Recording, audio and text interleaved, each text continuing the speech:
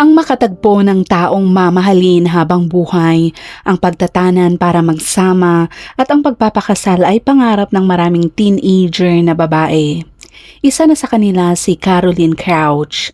15 taong gulang pa lamang siya nang mapansin ng isang 27 taong gulang na piloto na may magandang estado sa buhay at upang mapalapit sa dalaga, madalas nitong paliparin ang kanyang helicopter sa ibabaw ng paaralan ni Caroline. Hindi naman nagtagal, nakuha nito ang puso ng dalaga. Nauwi ang kanilang relasyon sa pagtatanan at kalaunan ay sila ay kinasal. Sa paningin ng marami, isa itong kwento ng pag-iibigan na tila hinango sa isang fairy tale. Pero paano nga ba nauwi ang isang tila perpektong kwento ng pag-ibig sa isang planadong pagpatay na nanlinlang sa buong kapulisan? Yan ang tatalakayin natin sa kaso natin ngayon at bago natin himay-himayin ang detalye ng buong kwentong ito, kung bago ka pa lamang dito sa ating channel ay huwag mong kalimutang i-click ang subscribe button at pindutin na rin ang notification bell para lagi kang updated sa mga bago nating uploads.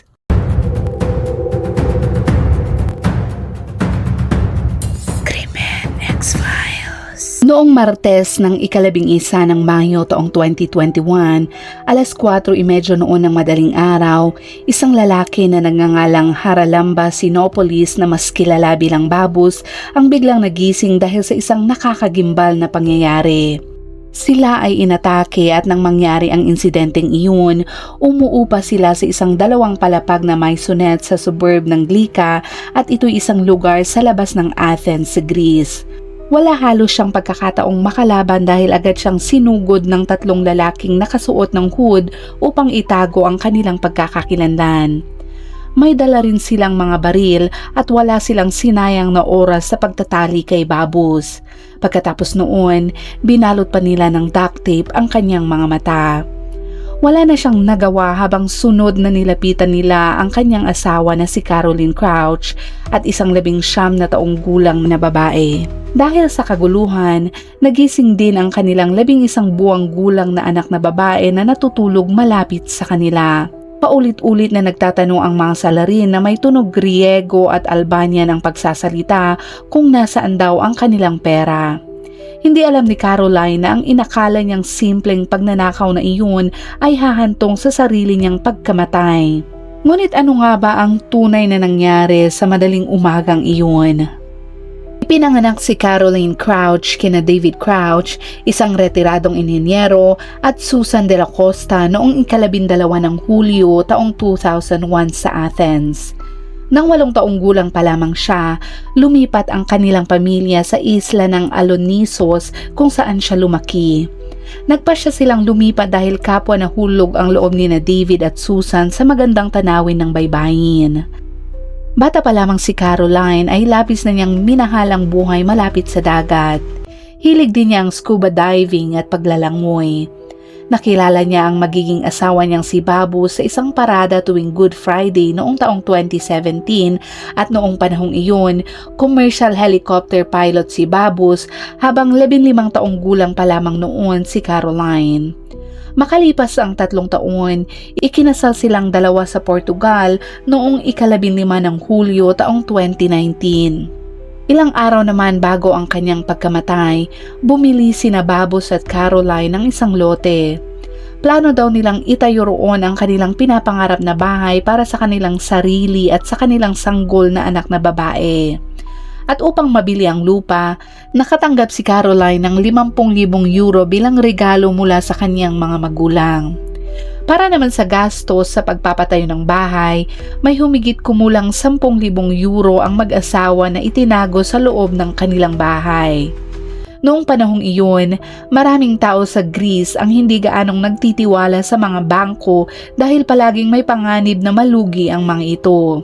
Dahil dito, naging karaniwan na ang pagtatago ng malaking halaga ng pera sa sarili nilang bahay dahil mas ligtas nila itong itinuturing. Malamang na ganoon din ang pananaw ni na Caroline sa pagtatago ng pera doon at ni minsan ay hindi niya inakalang ang desisyong iyon ay mauuwi sa nangyari noong ika-11 ng Mayo. Sina Babos, Caroline at ang kanilang anak ay parehong nanginginig sa takot habang paulit-ulit na nagtatanong ang mga salarin kung nasaan ang natitirang pera.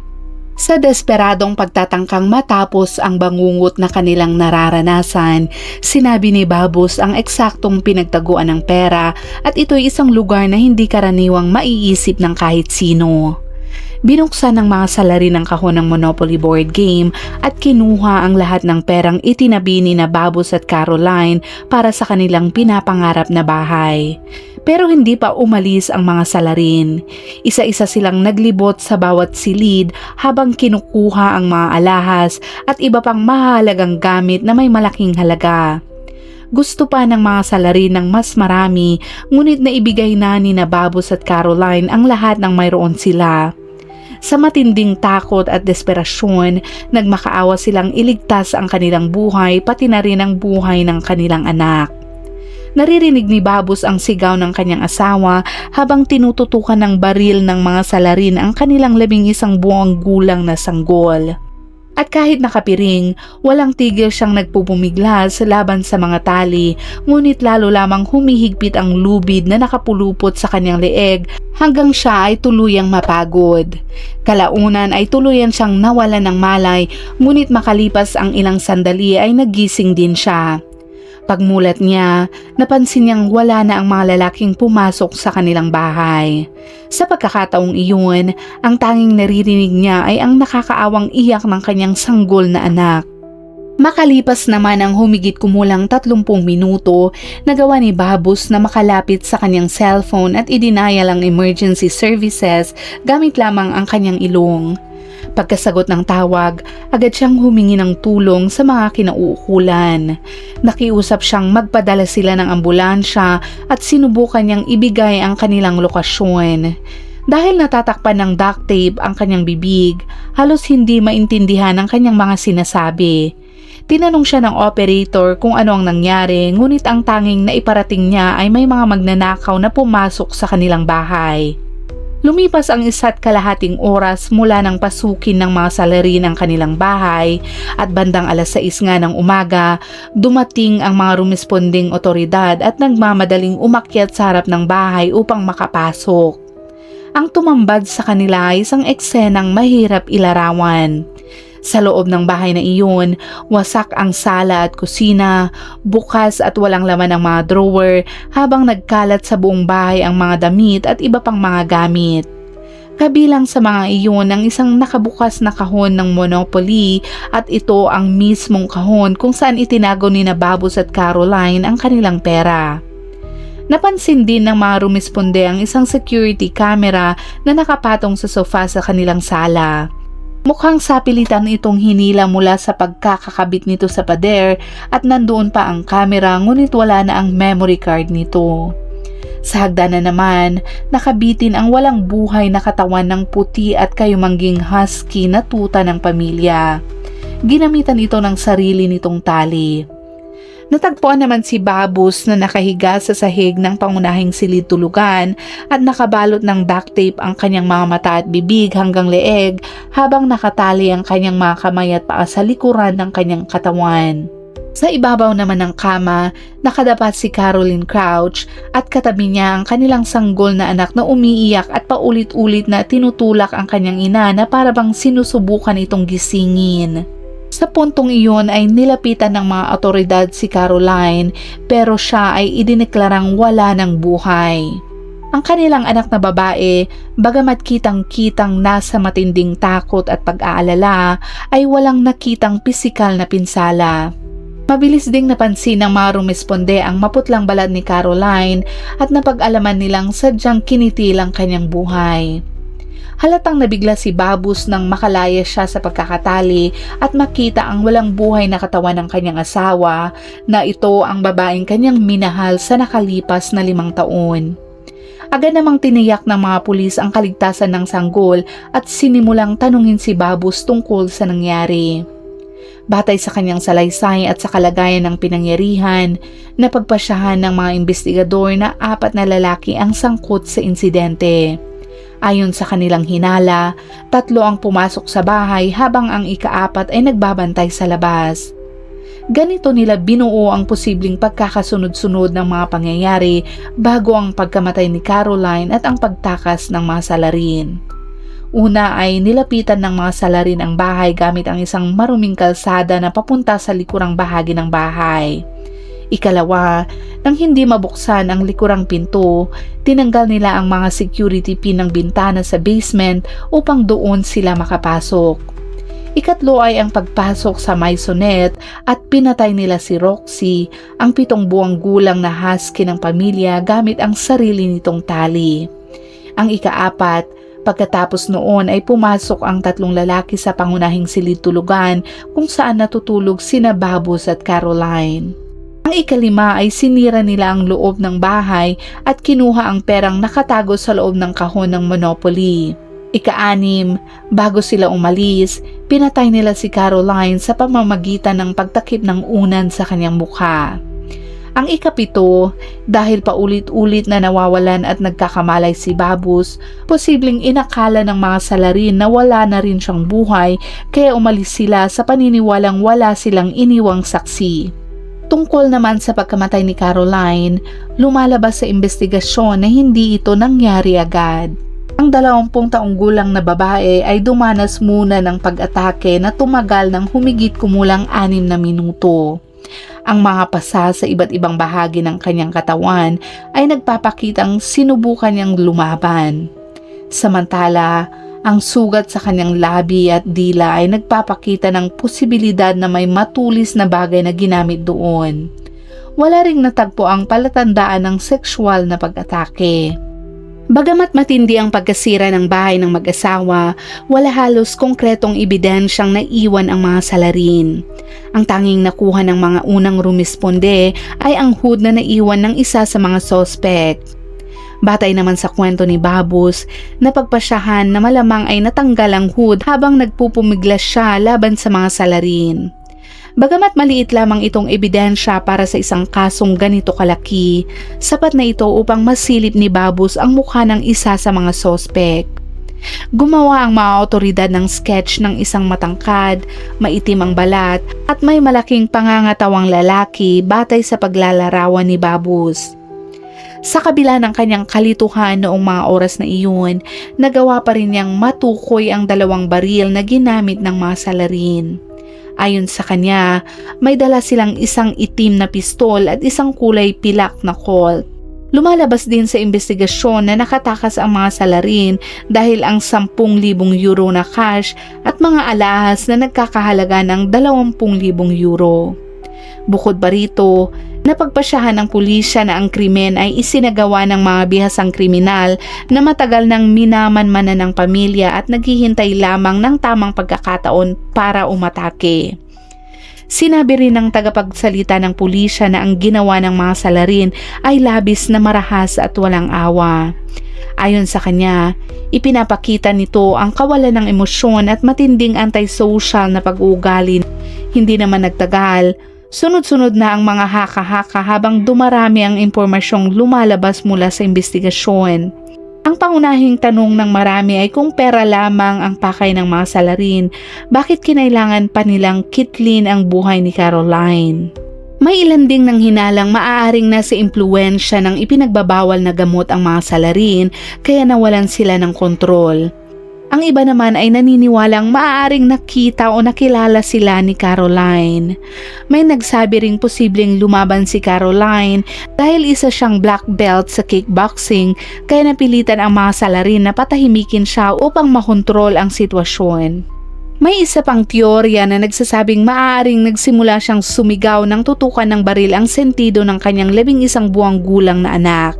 Bagamat puro haka-haka lamang ang mga ito, isang bagay ang sigurado para sa mga investigador. Planado ang buong pag-atake. Ang dahilan ng kanilang paniniwala ay alam ng mga salarin na may nakatagong pera ang mag-asawa sa loob ng kanilang bahay. Dahil dito, isa-isang kinapanayam ng pulisya ang mga taong malapit kina Babus at Caroline. Naniniwala silang may nagbigay ng impormasyon sa grupo ng mga salarin. Kasabay ng mga pagtatanong, sinuri rin ng mga otoridad ang mga kuha ng security camera mula sa mga bahay at establishmentong malapit sa lugar. Napansin nila ang isang madilim na kulay ng sasakyan na sinusundan ng isang motorsiklo na paikot-ikot sa paligid ng bahay ni Babos at Caroline noong umaga ng araw ng insidente. 3 araw matapos ang nangyari, inihatid sa huling hantungan si Caroline. Inilibing siya sa isla ng Aloniso sa Greece. Ito ang parehong lugar na minahal ng kanyang mga magulang at kung saan siya pinalaki. Nagbigay naman ng mensahe si Babos para sa kanyang asawa at sinabi niyang napakaswerte niyang nakilala niya si Caroline at maswerte siyang minahal siya nito at higit sa lahat, napakaswerte niyang ito ang naging ina ng kanilang anak. Idinagdag pa niya na lalaki ang kanilang anak na hindi man lang niya maaalala ang kanyang ina. Ayon pa kay Babos, si Caroline ang nagbibigay saya sa kanyang buhay at mananatili itong malapit sa kanya sa pamamagitan ng kanilang anak.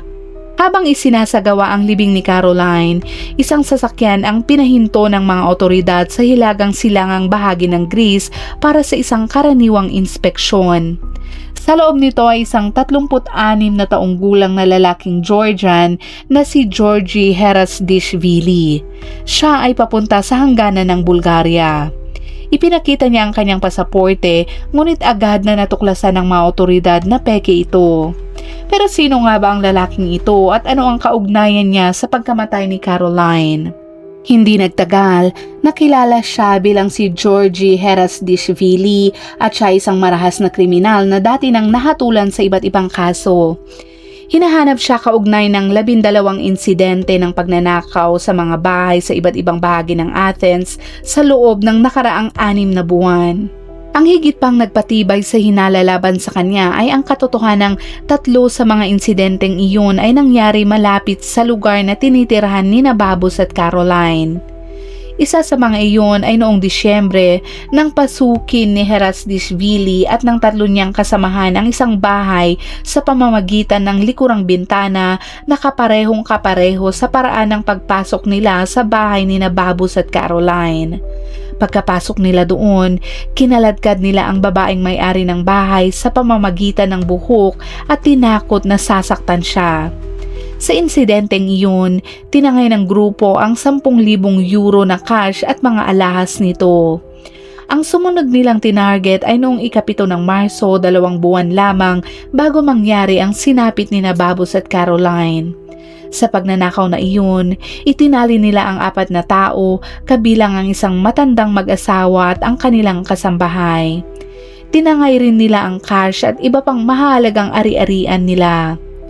Kung hindi pa sapat ang magkakatulad na paraan ng kanilang mga pag-atake upang ituro siya bilang pangunahing sospek, may isa pang mahalagang detalye. Halos kapareho niya ang sketch na ginawa batay sa paglalarawan ni Babos sa isa sa mga salarin. Ang mga ebidensyang unti-unting nabuo laban kay Herasdishvili ay kinabibilangan ng kanyang kasaysayan ng mararahas na pagnanakaw sa mga bahay, ang pagtatangka niyang tumakas palabas ng bansa at ang pagkakahuwig niya sa sketch ng sospek. Dahil sa lahat ng ito, kumpiyansa ang pulisya na natagpuan na nila ang taong kanilang hinahanap. Dahil dito, inaresto si Herasdishvili at sumailalim siya sa 4 na araw na pagtatanong. Sa panahong iyon, gumamit din ang mga otoridad ng pisikal na paraan upang subukang makakuha ng mga sagot. Paulit-ulit siyang tinatanong tungkol sa pagpunta sa lugar, pagpasok sa bahay at sa pagkamatay ni Caroline. Dahil sa mga paraang ginamit ng pagtatanong, nagtamo siya ng matinding pinsala sa ulo. Sa kabila nito, nanindigan siya at sinabing hindi pa niya kailanman narinig ang pangalan ni Caroline Crouch. Sa huli, walang matibay na ebidensyang nakuha ang mga pulisya laban sa kanya at hindi pala si Herasdishvili ang taong kanilang hinahanap, kaya tuluyan siyang inalis sa listahan ng mga sospek sa kaso. Dahil dito, 3 opisyal ng Athens Homicide Squad ang ibinaba sa kanilang posisyon. Habang ipinagpapatuloy ang investigasyon, ibinaling ng pulisya ang kanilang atensyon sa isang lokal na organisadong grupo ng mga kriminal na Albanian. Sa simula ay mayroon silang listahan ng 100 katao, ngunit kalaunan ay nabawasan ito hanggang 10. Ang 10 ito ay pawang kabilang sa tinatawag na Red List at ito'y isang talaan ng mga kilalang kriminal. Isa-isang pinapakita kay Babus ang kanilang mga mugshot, ngunit wala ng ibang impormasyong ibinigay ang pulisya. At habang tumatagal naman ang investigasyon, nagsimula ng mawala ng pasensya ang publiko, lalo na dumarami noon ang mga krimeng may kaugnayan sa lahi. Napakakakaunti ng impormasyong lumalabas tungkol sa kaso ni Caroline, kaya kahit malaking pabuya ang inalok, wala pa ring nagbibigay ng impormasyong makakatulong. Sa panahong iyon, nabubuhay sa takot ang mga residente ng Athens dahil hindi nila alam kung sino ang susunod na magiging biktima. Ayon sa mga ulat ng media noon, sinabi ng ilang eksperto na hindi ito pangkaraniwang kaso dahil kung ordinaryong kaso lamang ito, matagal na daw sana itong nalutas. Isa pa sa mga detalyeng lumalabas sa investigasyon ay ang kawalan ng DNA o kahit fingerprint man lang ng mga salarin. Natural lamang na patuloy na naghahangad ng hustisya ang pamilya ni Caroline at sinabi din ni Babus sa mga mamamahayag na sana ay wala ng ibang taong makaranas ng sinapit nila. Patuloy niyang sinusuportahan ang pagsisikap ng pulisya at madalas ding humaharap sa media upang manatiling buhay sa isipan ng publiko ang kaso ni Caroline. Aktibo rin siya sa kanyang social media kung saan ay sinasagot niya ang mga tanong ng mga tao at nagpapasalamat sa patuloy nilang pagsuporta. Ngunit dumating ang malaking pagbabago ng kaso noong 17 ng Hunyo. 37 araw matapos kitlin ang buhay ni Caroline, isang maliit na serbisyong pang-alaalang isinagawa sa Alonissos. Napansin ng mga dumalo na naroon din ang ilang detective. Hinintay muna ng mga investigador na matapos ang seremonya bago nila tahimik na nilapitan si Babus at hiniling na samahan sila pabalik sa Athens. May bago raw silang impormasyong may kaugnayan sa kaso at nais nilang kilalanin niya ang isang lalaki. Hindi alam ni Babus kung ano ang naghihintay sa kanya, ngunit pumayag siyang sumama sa mga ito. Sa puntong iyon, marami nang nasundan na impormasyon ang mga investigador at masusing nasuri ang mahalagang detalye ng gabing namatay si Caroline. At doon nila napansing maraming bagay ang hindi nagtutugma. Sinabi ni Babus na pumasok ang mga salarin sa pamamagitan ng bintana sa basement. Ngunit napakaliit ng bintanang iyon at batay sa laki ng pangangatawan ng sospek na inilarawan ni Babus, imposible itong maging daanan ng taong iyon. Iginiit din ni Babus na winasak ng mga salarin ang loob ng bahay. Pero ayon sa mga kapitbahay, wala silang narinig na anumang ingay na nagpapahiwatig na sinisira ang bahay. Ang tanging narinig nila noong gabing iyon ay ang pag-iyak ng tuta ng mag-asawa. Wala rin silang narinig na pagkawasak ng bahay, walang sigaw na humihingi ng tulong at wala ring iyak ng sanggol. Bukod pa rito, wala ring natagpo ang fingerprint o DNA ng mga salarin sa loob ng bahay na iyon. At higit sa lahat, nagtanong ang mga investigador kung bakit itatali lamang ng mga salarin ang lalaki habang ang babae naman ang kanilang sasaktan. Sinabi rin ni Babus na malamang ay inalis ng mga salarin ang memory card ng security camera sa sala. Ngunit ipinakita ng datos mula sa kamera na naalis ang memory card bandang 1:20 ng madaling araw, ilang oras bago pa umano pumasok ang mga salarin sa kanilang bahay. May isa pang mahalagang detalye. Suot ni Caroline ang isang smartwatch na sumusukat sa tibok ng kanyang puso. Ayon sa tala nito, bandang 3:58 ng madaling araw ay natutulog pa siya.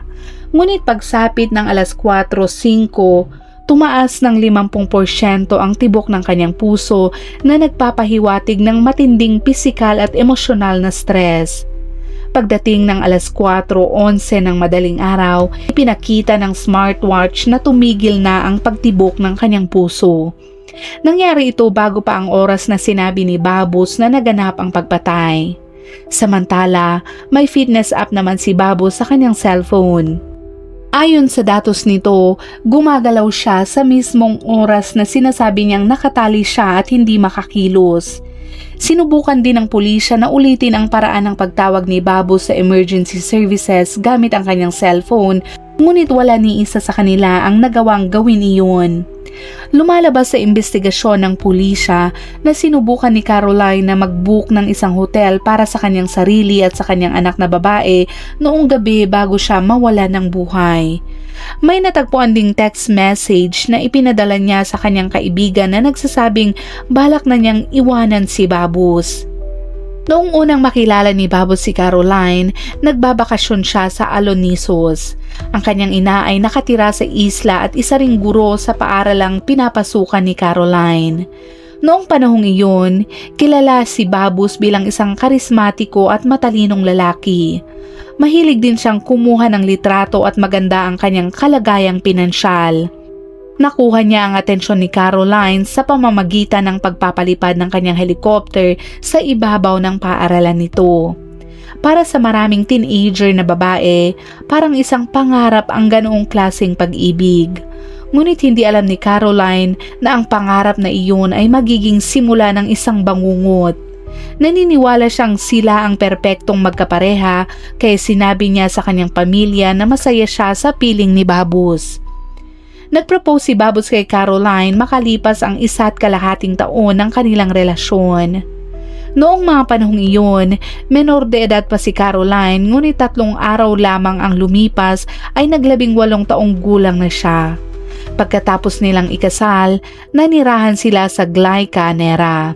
Sa mga unang taon ng kanilang pagsasama, nag-aaral si Caroline sa isang kolehiyo sa Athens habang ipinagpapatuloy naman ni Babus ang kanyang trabaho bilang piloto. Pareho rin silang aktibo sa social media at madalas magbahagi ng masasayang sandali ng kanilang buhay. Batay sa kanilang mga posts, tila isang silang masayang mag-asawang puno ng pagmamahalan at romansa. Ngunit ibang kwento ang nakasulat sa diary ni Caroline. Madalas niyang isulat doon ang kanyang pagdududa tungkol sa relasyon nila ni Babus. Noong taong 2019, isinulat niya ang tungkol sa isang matinding pagtatalo nila. Binanggit niyang balak na niyang umalis at tumuloy muna sa kanyang kapatid dahil hindi na siya sigurado kung kaya pa niyang ipagpatuloy ang kanilang pagsasama. Habang tumatagal ang kanilang pagsasama, lalo umanong naging mapagkontrol at manipulatibo si Babus. Nagsimula ang pag-uugaling iyon mula pa lamang daw sa kanilang hindi pangkaraniwang kasal. Sa halip na magkaroon ng tradisyonal na kasalang Griego na kasama ang pamilya, mga kaibigan at isang malaking pagdiriwang, pinili nilang tumakas at magpakasal ng sila lamang. Ang inakala ni Caroline na isang romantikong kilos mula sa lalaking mahal niya ay isa palang paraan upang unti-unti siyang mailayo sa mga taong malapit sa kanya. Nagpatuloy ang paglayong iyon kahit matapos silang magsama sa isang bahay. Si Babus lamang ang kumikita para sa pamilya habang si Caroline ay isa lamang estudyante sa universidad na halos walang sariling pera. Paminsan-minsan ay nagpapadala ng pera ang ina niyang si Susan, ngunit maging iyon ay kinukuha rin ni Babus.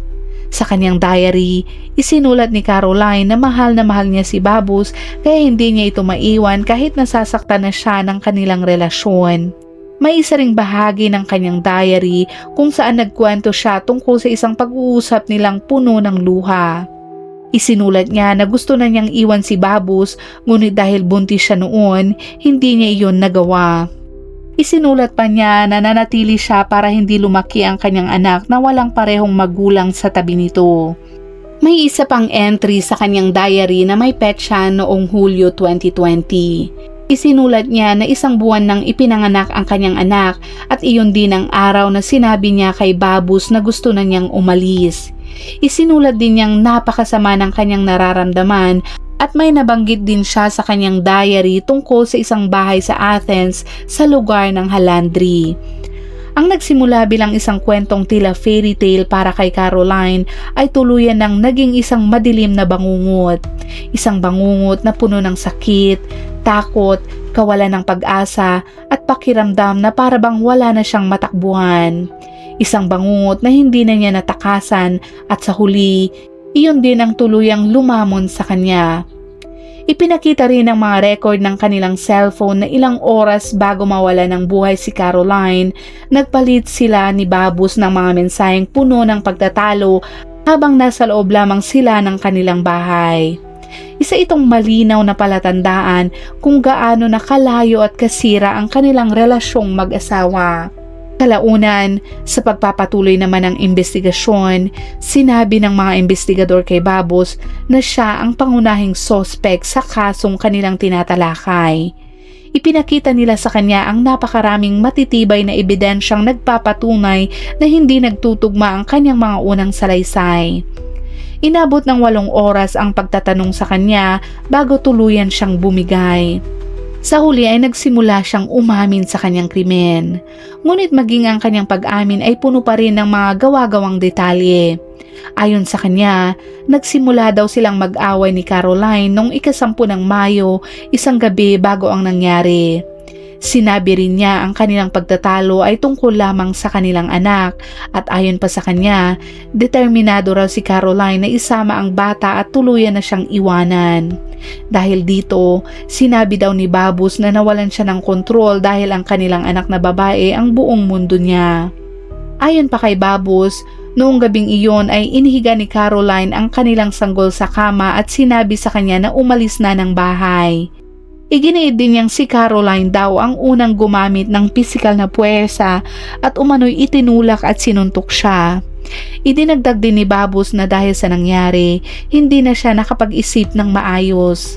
Mula roon, sinabi niyang bigla siyang nagalit at sinakal si Caroline, saka idiniin ang isang unan sa mukha nito gamit ang buong bigat ng kanyang katawan hanggang sa tuluyan na itong mawalan ng buhay. Ito isang planadong pagpatay na nangyari sa harap mismo ng kanilang 11 buwang gulang na anak. Inamin din niyang naisip niyang alisin ang katawan ni Caroline, ngunit napagtanto niyang hindi niya iyon magagawa. Pagkatapos noon, pumasok sa isip niya ang ideyang isisi ang lahat sa iba. Gumawa siya ng eksenang nagmumukhang may naganap na pagnanakaw sa kanilang bahay at upang maging kapanipaniwala ang kanyang kwento, pinatay pa niya si Roxy at inilagay ang sarili nilang anak sa tabi ng walang buhay na katawan ni Caroline at pagkatapos ay itinali ang sarili gamit ang lubid at duct tape. Sinabi rin niyang nararapat lamang siyang maparusahan at malaki ang utang niyang paghingi ng tawad sa lahat ng taong nasaktan niya. Bagamat inamin niyang walang anumang makapagbibigay katwiran sa kanyang ginawa, sinubukan pa rin niyang isisi ang nangyari kay Caroline. Ayon sa kanya, naging emosyonal at marahas siya dahil sa alitan nila tungkol sa kanilang nag-iisang anak. Isang batang hindi na kailanman makikilala ang kanyang ina dahil kinitil ang buhay nito ng mismong lalaking minsan niyang minahal. Kalaunan, nakilala ang kasong ito bilang ang pagpatay na nalinlang ang buong mundo. Naging kampante si Babus na makakaligtas siya sa pananagutan kaya hindi na niya inalis ang mahalagang ebidensyang maglalantad sa kanyang kasinungalingan. At noon ngang Mayo taong 2022, nahatulan siya ng pagkakasala sa planadong pagpatay, paghadlang sa takbo ng hustisya at pagsisinungaling sa mga otoridad at pag-abuso sa hayop. At dyan nagtatapos ang kasong tinalakay natin ngayon. At gaya ng dati, kapag umabot ka sa dulo ng videong ito ay ilagay mo naman sa comment section ang iyong saloobin tungkol sa tinalakay natin ngayon at ilagay mo na rin kung anong oras at saan mo ito napanood para naman alam namin kung saan umabot ang videong ito. Hanggang sa muli at palaging mag-iingat.